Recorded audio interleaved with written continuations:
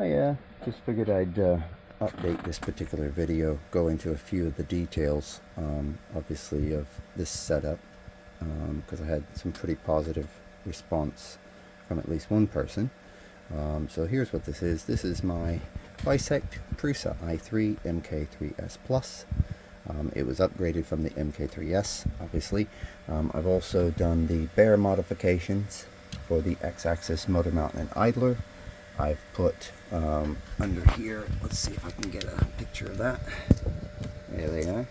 See those? Those are the metal bearing mounts, and I can see I need to do a little bit of cleaning under there for the Y-axis bearings. This is the FYSETC MMU2 kit, obviously printed in Prusa orange PETG. Yes, obviously that's where I am, United Kingdom. This is my R&E buffer, obviously printed again in orange Prusa PETG, going up to a spool system I have above. Over here, this was self-sourced parts here, and as you can see right now, because I've got the front of the enclosure open, it's my average room humidity, which is insane. This is one of the reasons I have that going, and this gets down to like 10% when the enclosure is heated, which is good.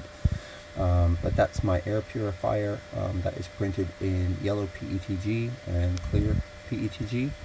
The only difference I did was, instead of using the active carbon little granule bags, my local aquatic shop actually had active carbon foam. It's very dense foam that's normally used for koi ponds, so like your koi fish. Very dense and acts really good as an air filter, and since it's active carbon, it also helps filtering with VOCs, etc. So I put very large layers, making almost a square brick underneath there, and it does a really good job. This is one of the reasons I have this particular item here. It's an air quality monitor in the chamber with it, and then of course this is just one of those little dehumidifying items where you refill the little crystals in it and empty out the liquid every so often. When the chamber is heated, that really takes off and helps lower that humidity down to around 10%, which is really useful in that regard. Yes, I do have the original bed still, but I've been using this particular build sheet, obviously for now, because of the materials I've been playing with. I've been trying it out, obviously, to see how well it would hold up. Obviously it's made by them, but needless to say, this is a lovely little printer, and the expansion of this was, my personal pride and joy. Over here, this is Frank. Obviously this was based on, the Spider 3 mainboard, which is in there with the custom case. Obviously, thank you, William, for that STL. Definitely want to get with you on that to see if that's shareable with the modifications I made to the model to make it viable for this kind of a build, because it really worked out well.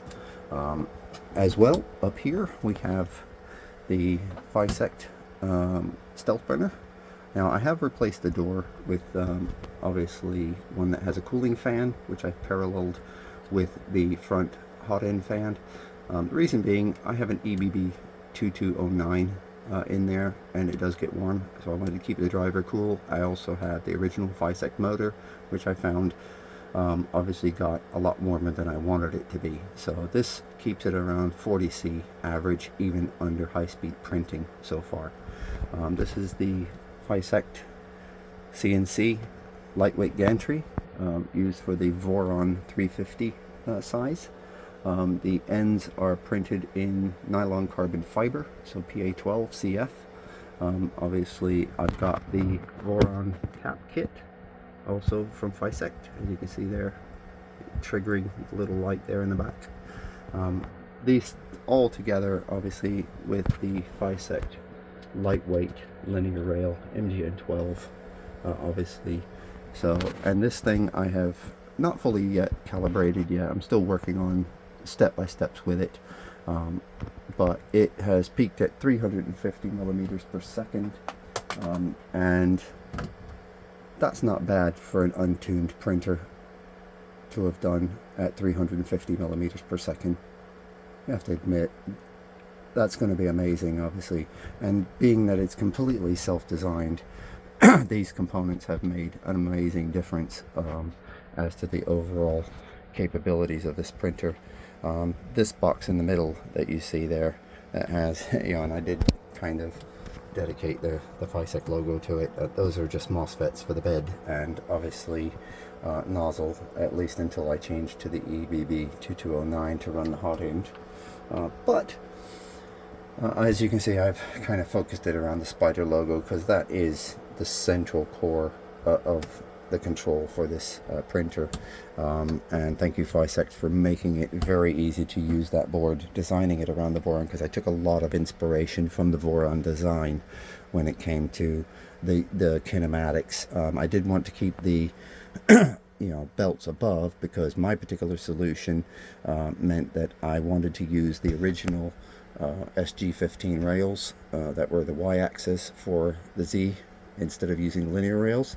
That meant I could not mount these rails on the underside, and because of that, obviously it meant I had to come up with my own custom XY joints to accommodate both the CNC gantry as well as obviously the system below, and that meant belt had to be above instead of down here equal, and have the motors on the inside.